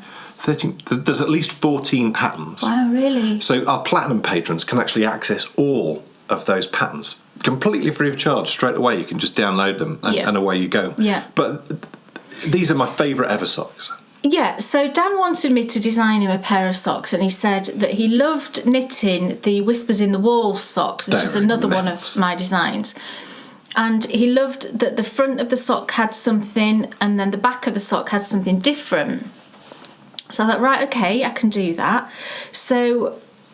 And I knew he loved lace and he loves some cables. Oops. So I thought, right, okay, I'll incorporate that into it. So it's got, if I put my hand into it here, you can see the front of it better. But down the front of the sock, you have this lovely lace panel. It's so pretty. and it's flanked either side by these cables. And then on the back, you have this lovely arrow motif. And as I was designing them, it occurred to me that it just reminded me of like everything Robin Hood. So the lace panel down the front made me think of Maid Marian, and you know, the pretty dresses that she wore and that sort of feminine aspect. And then the cables either side are kind of like Robin and his strength and, you know, him holding her kind of thing. And then the arrows on the back are from his bow and arrow. So the Sherwood socks seem to also as well, really well. Robin Hood is one of our favourite films. We've been to some Prince of of Thieves, the locations. We have. And also, I've got such a long history with that film because I remember seeing it at the cinema with two friends and then getting and the soundtrack. music video that Bryan Adams filmed was filmed on the beach just down the road from where Dan's mum lives. We've been to that beach. We also stayed... We stayed in a house close to where he stood by a barn when he's like rocking out with his band in that same video. It was like down in a little gully, wasn't it? And we drove past it every day, and you know, you just look down and you can see there it was, like tiny little valley, and that's where it was filmed. So lots of connections. Yeah. So the Sherwood socks seem to just naturally be what they turned out to be, and so Dan knit this sample. And you used Regia Merino Yak. Yes. And 2.75mm. And actually, with this yarn, because it's so plump, I've knit this yarn in 2.25mm, and you've now knit it with 2.75mm. Yeah. It works equally well. So, you know, you can adjust the size. It's just one size. Because I just designed these for Dan to knit for me, it only needed to be one size. So it's just 64 stitches. But if you were to use this yarn, you can adjust the sizing slightly by using anything from 2.25 to 2.75mm, and I put all that in the pattern. So yeah, the Sherwood socks are all done, and I can finally wear these now because I've been holding off until we release the pattern so I could get photos and all that lovely business. Cool. But there's even something else. And then there's one more thing. But this isn't off your needles. Oh no. No, it's off your my hook. I decided that my crochet linen moss stitch shawl was big enough now, so I've just finished it. I just thought, do you know what, I'm just gonna, I think it's plenty big enough. It's a nice size. It's, you know, perfect for just sort of keeping me warm in the morning if I want to wrap it around my shoulders. It's just lovely. And I just got to that point where I felt like I wanted to be finished with it. So the joy of this pattern actually is if I ever wanted to sort of add some more to it, I can just carry on. I can just join in some yarn and just carry on if I wanted to. So I just finished the row I was on and called it done. It's really pretty actually. I love all the colours in it. And I'd got all of the enjoyment out of it I think I was going to get out of it. You know, when you just reach that point. So I might, you know, there's nothing stopping me, but it's a great size, isn't it? Look, I mean, it's a nice size. It is, yes. But there's nothing stopping me doing what my original plan was, and if I fancy making another one of these, then I will make another and I'll just join them together into a big square blanket. And I could just seam them together, so I might still do that. But I just used any yarn I sort of fancied really when I was working through it. So it's fingering weight, and I used a 3.75mm hook, because when you're working this moss stitch or linen stitch, it's quite a tight stitch. Excellent English. I know, that was brilliant, wasn't it, that? This moss stitch, linen stitch is quite a tight stitch. It's quite a dense stitch, so I always go up a little bit on the hook size to what I would normally use for that weight of yarn. And I used a video tutorial from Blossom Crochet. So lovely, and it's all done. And I think I could even, if I scrunched it up, I could wear it sort of bandana style. I've got another cowl underneath, that's not going to work. But look, I could absolutely doubly warm. Wear it as... You could, it's lovely, you should. So, I mean, I could totally... You should do that. Yeah, because that looks really pretty. Could totally wear it that way as well. So You'd be crazy not to. I might do that. Excellent. Yeah, so that's done too. I want to see Kay's Easter sprinkles. Oh. So I think we should head straight back and find out all the special little things she does to finish off this gorgeous skein of yarn.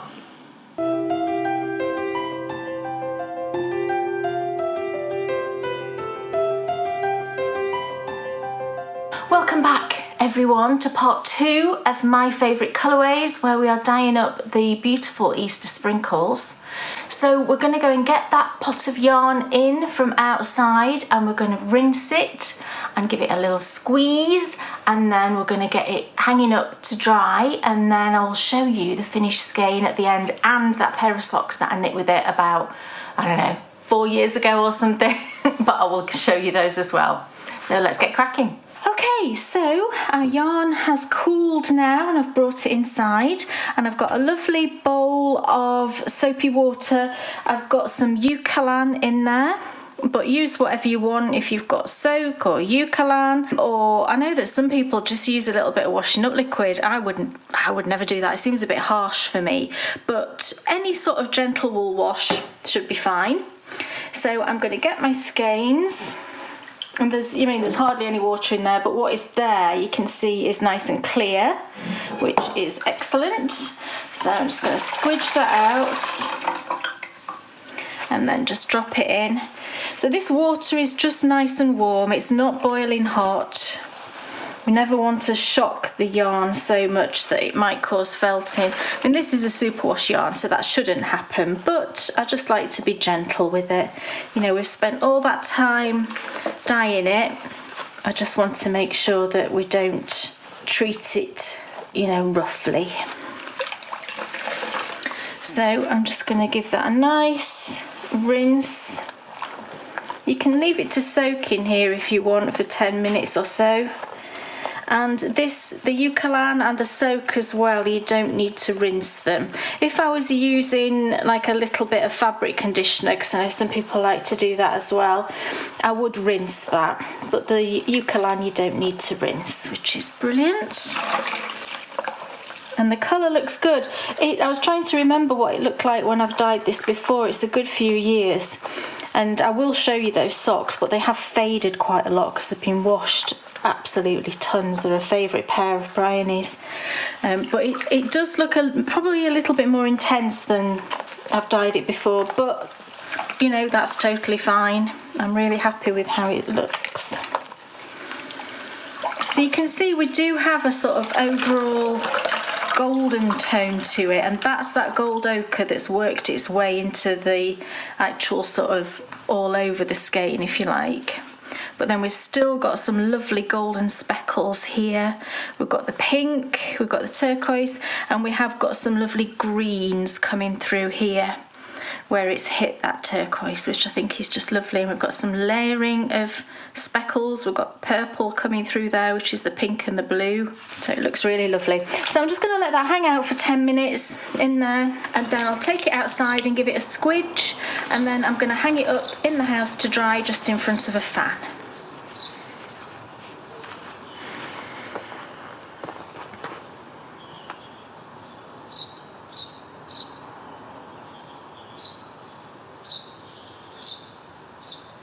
Okay, so our lovely yarn is all dry now, and it's just fluffed up so lovely, and we've still got all of those sparkles. They haven't been dulled at all, so not only is it speckle-tastic, it's sparkly-tastic too. It's not a word, just made that up. But it looks wonderful. I think it's pretty much as I remember. It may just have a bit more of the turquoise than I've put in previously. You've got to be careful with that blue. It's so vibrant, you know, you really go gentle with it. But it looks wonderful. I hope you can see all of the gorgeous speckles. And it's ready now just to skein up. So it's still on my little cable tie thingies. So I'm going to take that off. Now these skeins that I use, this particular base is quite a short loop that it's in, and it has 3 ties, so I'm going to snip off one of the ties because I never really think it needs more than 2 once you've finished dyeing it. You know, 2 seems to be plenty just to keep everything in place. So I'm going to obviously keep the one that's keeping all your ends together. So that's the tie that's got 4 strands coming off it. And then just have a look where the other ones are. And I'm going to keep that one at the bottom, and I'm just going to snip this one here. Just grab some scissors and snip that. Careful you don't snip your yarn. And just remove that. And now we just need to skein it up. So I'll just give it a little kind of straighten out. Lovely. And then we can wind.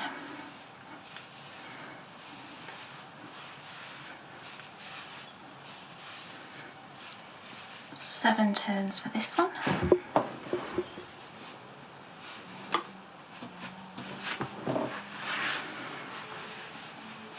Let's give that a nice straighten out. And then tuck the ends.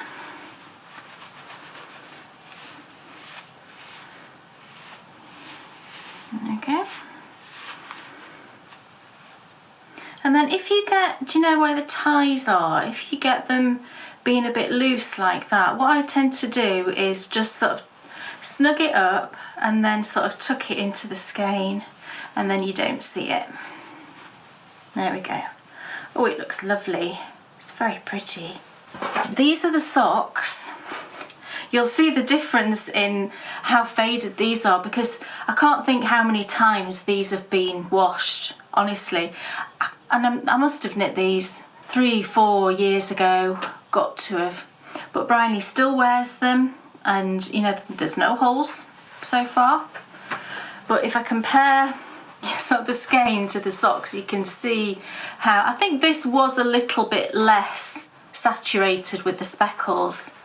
But it's not dissimilar, I don't think. But it just gives you an idea on, you know, what they look like a few years down the line, I think, because everything fades, you know, even if we've set that yarn and it's perfectly set, but over time it's still going to fade. It's like anything, you know, you throw in a red t-shirt into the wash and you wash it 50 times, it's going to fade eventually.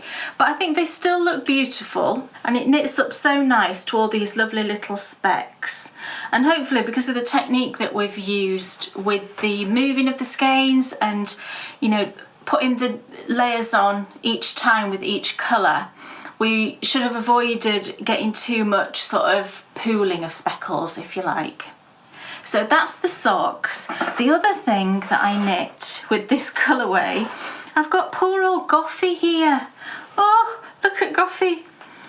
She's so old now, she has to even live in like a little premature baby's baby grow just to protect her, because she's literally threadbare.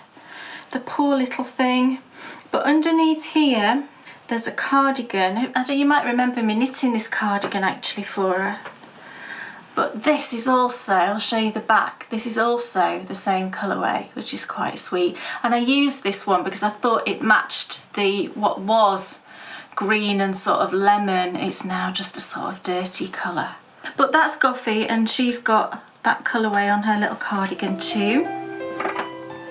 So there we go, that's our Easter sprinkles all done.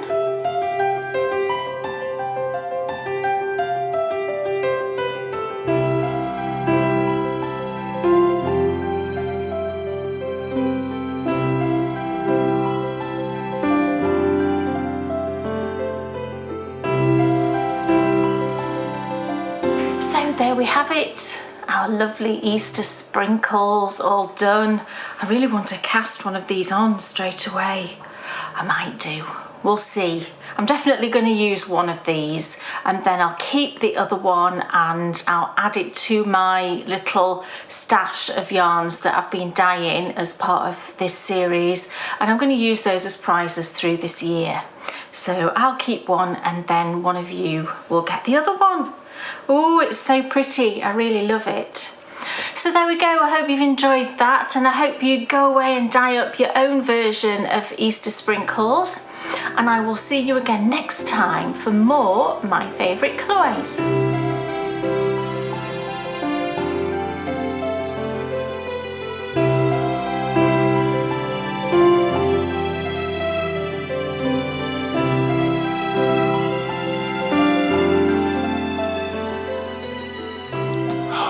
Well, thank you for an absolute treat. It's the perfect way to sort of kick off spring and Yes. get excited about The Easter. lovely springy coloured yarn and knit yourself some socks or whatever. I think that's my favourite colourway so far. Oh, right. And I think the reason for that is I just think it's wonderful when you can see much loved things that have been created. You know, whether it's part of my favourite colourways or not, you know, we're all knitters, aren't we? And to see something which has been knitted years ago, but then when you add into it, you know, the whole element of, well, this is the colourway that it was, and look how it's aged, like a fine wine. Yeah. But then also as well, seeing it in garment form too. I know it was only tiny, but it would make a lovely garment. It's true. It's a lovely cardigan. So yeah, certainly for me, it's my favourite one yet. And here is the lovely yarn. Yes, so the 2 skeins I dyed up, here's one of them in the skein, which I think is just lovely. You can see all those lovely speckles. Well, what we were finding, I don't know, it'd be interesting to see if we are here, but certainly when we were filming my favourite colourways, I was finding that filming in the 4K was actually picking up the sparkles, and we've never had that before. Hold it close and see if you can see the sparkles. I don't know if it's going to transfer. yeah, I think you can. It's going to transfer. It's just gorgeous. It adds such an element to that colourway, seeing it sort of sparkle at you, but also the sort of greeny hue. Yes, that's what I love the most about this colour. It reads, from a distance, as this really fresh, lemony colour with a slight greenish hint You would to think, it. after watching you dye that up, that it would just be like white. Yeah. But it's totally not. No, because every time you put speckles onto a yarn, even though they're just speckling that area, I think it does sort of... Some goes into the water. Some goes into the water and sort of gently dyes the background colour. But that particularly happens the further you get into the colour. So the colour you lay on first is going to be the colour I always find that is going to be least dominant. And as you go through, the ones you dye sort of later on become more of a dominant shade. But you can, this is wound into the cake, and I just love how it looks in the cake. You can see all of those speckles, the pink and the blue and the purple, and the lovely shades of green that you get as well, that sort of greenish hint. But definitely when you look at it from a distance, it does read as that sort of fresh lemony with a hint of green, and I love that. So I just had to wind this straight away and do something with it. I thought the most sensible thing to do with it that is instant was to crochet a few rows into my new granny stripe. So I've done that. And I got a bit carried away. I think I've done 3 rows so far. But look, you can see it's that one there that's gorgeous. Top. And I just think it looks gorgeous in crochet. You can see all those specks. But this is my granny stripe. I'll show you this again next time in a bit more detail, but I just wanted to show you how it works up in crochet. And I'll just probably use about 20 grams in the blanket, and I'll keep the rest for a pair of socks because I do want to make another pair of socks with it. Cool. Yeah. Kay will be back in episode 172 with more of my favourite colourways, because next time in episode 171 we're going to be back heading out onto the moors for another walk, and I'm beyond excited about this walk because in one walk we will be walking on 2 moors. Wow. 2 for the price of 1. Yes. But not only that, this has been... Buy one, get one free. It most certainly is. This has been a walk which I think I've been destined to do for years, and I've never been to this place that we're going to go to. And some of the things that we're going to see and that we're going to hopefully try and find, well, it's going to be amazing. And that's next time, so don't miss it, when I will once again be walking the moors. But right now, it's time for the Endy Bits. Endy Bits. And did you see our Pop Live show, our patron-only show, which came out just last Sunday? Yes. We do one every month, and each month we do our check-in on the Amazonian Warrior Challenge. Yeah. And this was our first proper check-in, and I got to show my spreadsheet. Oh, it was marvellous. Excellence. You know, I've never previously had an interest in spreadsheets, I've got to admit. And she still doesn't. No, I do now, She was because into I it. was really into it. There's bar charts and all sorts going on. It's brilliant. Loved it.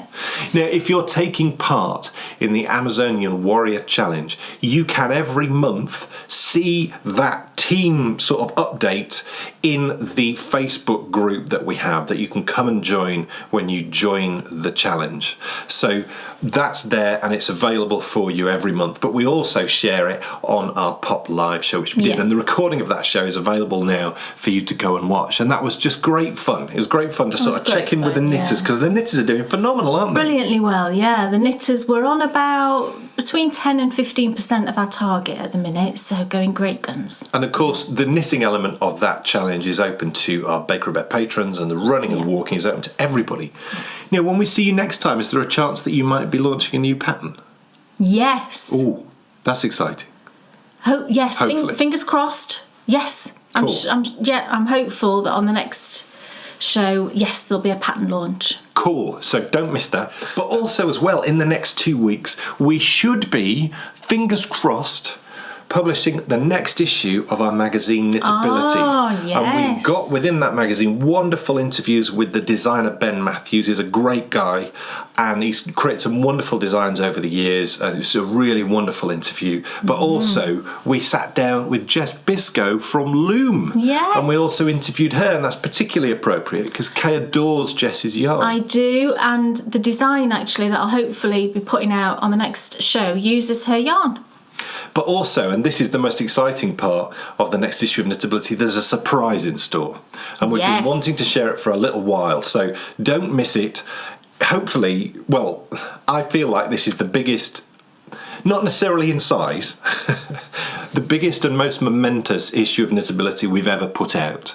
And it really does put down a sort of marker in the sand for the Bakery Bears and what we're about moving forward over the next few years. Very exciting. Folks, I think that's it. I think that's it. So thank you so much for watching. It's been wonderful to see you. Kicking lovely. off It's spring been lovely. It's in always style. lovely to come and chat. Oh, yes. I'd do it all day. I'd sit and do it all day, but then Dan would just be editing like non-stop forever. Not that isn't sort of what I do anyway. Yeah, that's true. Yeah, that's true.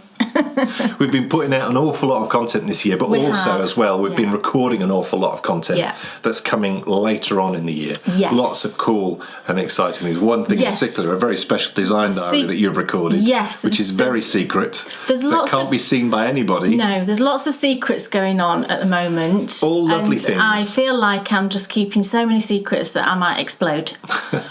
So, ladies and gentlemen, thank you so much for watching. Thanks, everyone. And we'll see you in 2 weeks for more. See you soon.